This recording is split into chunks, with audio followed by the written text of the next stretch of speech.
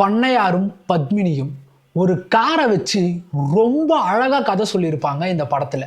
ஒரு கிராமம், அங்கே ஒரு காரு, அண்ட் அந்த காரை சுற்றி நடக்கிற அழகான சின்ன சின்ன ஜாய்ஸ் அண்ட் ரிலேஷன்ஷிப்ஸ், இது எல்லாத்தையும் மையமாக வச்சு என்ன நடக்குது, இதுதான் இந்த படத்தோட ஒன்லைன்.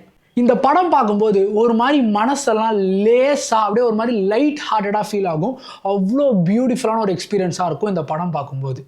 என்னதான் விஜய் சேதுபதி இந்த படத்தோட ஹீரோவாக இருந்தாலும் ஜெயபிரகாஷ் சாரும் துளசி மேமும் தான் நம்ம கண்ணுக்குள்ளேயே நிற்பாங்க. அவ்வளோ பியூட்டிஃபுல்லாக அவங்களுக்கு கொடுத்த கேரக்டராக நடிச்சிருப்பாங்க, இல்லை வாழ்ந்துருப்பாங்க. இவங்களுக்குள்ள இருக்கிற ஒரு கெமிஸ்ட்ரி இருக்குது பாருங்களேன், அவ்வளோ பியூட்டிஃபுல்லாக இருக்கும். அண்ட் இவங்களை வச்சு இந்த படத்தில் ஒரு பாட்டு வரும் பாருங்க, எனக்காக பிறந்தாயே எனதழகி. ஸோ அந்த பாட்டோட மேல் வெர்ஷனாக இருக்கட்டும், உனக்காக பிறந்தேனே அந்த பாட்டோட அதே பாட்டோட ஃபீமேல் வெர்ஷனாக இருக்கட்டும், ரெண்டுமே ரொம்ப பியூட்டிஃபுல்லாக சூப்பராக இருக்கும் இந்த படத்தில். அண்ட் கிளைமேக்ஸில் அட்டகத்தி தினேஷ் வந்து ஒரு பெர்ஃபார்மன்ஸ் கொடுத்துருப்பாரு பாருங்க.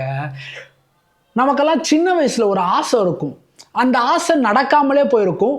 பல வருஷம் கழித்து இப்போ வரைக்கும் அந்த ஆசை நமக்கு இருக்கும். திடீர்னு அந்த ஆசை பல வருஷம் கழிச்சு நமக்கு நடக்கும்போது ஒரு ஃபீல் வரும் பாருங்க, அது எப்படி இருக்கும்? இப்படி இருக்கும். சிம்பிளாக சொல்லணும்னா இந்த படத்தில் வர ஒவ்வொரு ஃப்ரேமும் கதை சொல்லும்.